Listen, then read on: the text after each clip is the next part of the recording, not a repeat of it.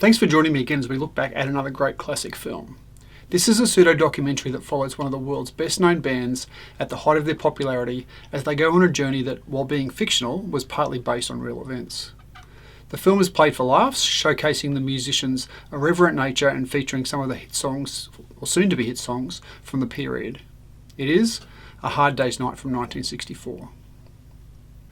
While the opening credits suggest that all characters and events in the film are fictitious, the film purports to follow the Beatles at the height of Beatlemania over a 36-hour period where they flee fans, try to manage McCartney's cantankerous grandfather, sneak out for many adventures, spend time in the recording studio and finally arrive just in time for a live TV performance, but with the focus on the band's fun-loving nature and on their music. Based on an original screenplay by Alan Owen, who was chosen because of John Lennon's admiration for his play No Trams to Lime Street and his ability to write convincingly in the group Scouse dialect.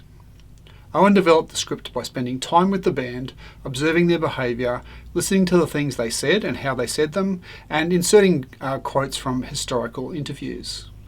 At the time, they described their lives as a train and a room and a car and a room and a room and a room, a description that essentially follows the film's plot. Director Richard Lester's aim was to present the social mood emerging in Britain, something expressed as confidence to challenge the privilege that had defined British society up to that point in time. The film's original working titles had included The Beatles and Beatlemania, but A Hard Day's Night was tentatively adopted from one of Ringo Starr's well-known sayings. The producers, United Artists, hated the band's preferred title, but noticed that their younger staff loved it and the name was adopted. The film eventually went by numerous titles including Yeah Yeah Yeah in Germany and Sweden, All for One in Italy, Four Boys in the Wind in France, Yeah Yeah Here We Come in Finland, and The Kings of Yeah Yeah Yeah in Brazil. Richard Lester was heavily influenced by the French New Wave and British kitchen sink realism, but the decision to film in black and white was an economic one, a result of a tiny £200,000 budget. They were also constrained by the need for a quick turnaround, having only 16 weeks to have it ready for screening in cinemas. United Artists' primary interest was the money to be made from the film's soundtrack, and they were happy to make a low-budget exploitation film to milk what they considered to be a brief musical craze. Wilfrid Bramble was cast as Paul McCartney's fictional grandfather and was best known at the time as the co-star of Steptoe and Son, which was the reason for the constant references to him being very clean. There were uncredited cameos by people such as George Harrison's future wife, Patricia Boyd, Phil Collins, Charlotte Rampling, the Beatles' original manager Brian Epstein, and director Richard Lester. Equally notable were the real Beatles fans who chased the band onto the train in the film's opening scenes. Unusually, the film was shot in near sequential order, at recognisable locations such as Marylebone Station in London, the train travelling between London and Somerset, the Turk's Head pub in Twickenham, the Scala Theatre in Fitzrovia, Les Ambassadeurs Club in Mayfair, along with interiors filmed at Twickenham Studios. Despite the strong script, all four Beatles regularly departed from it with frequent ad-libs. The whole of the original first day shooting was lost because the clapper loader was mistaken by fans at the station for one of the Beatles, and while running away from them, he dropped the cans of negative. The concert sequence at the end of the movie was filmed in one day using multiple cameras.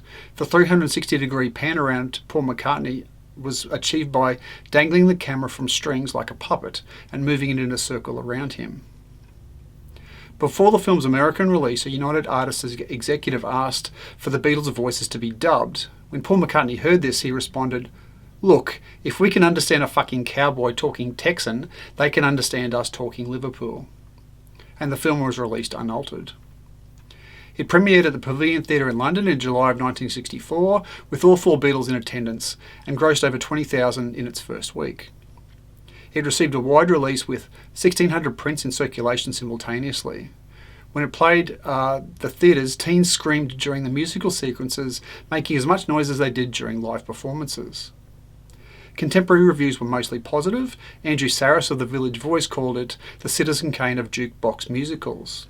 And it placed at number 2 on The Village Voice's 1964 film poll, coming in behind Dr. Strangelove. Time magazine called it one of the smoothest, freshest, funniest films ever made for purposes of exploitation.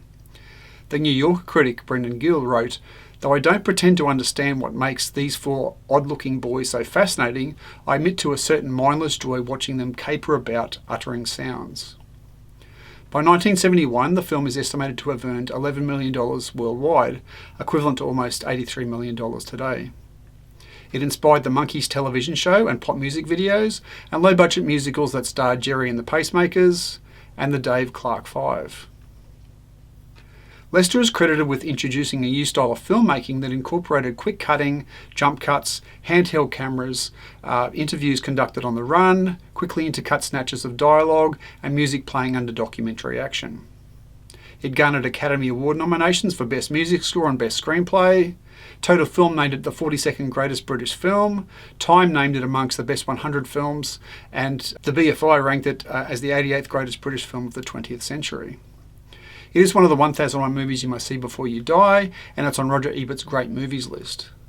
Lots of great reasons to watch this film. It looks great and feels as fresh today as when it was released. The music is fabulous and the Fab Four look natural, happy, and remarkably relaxed.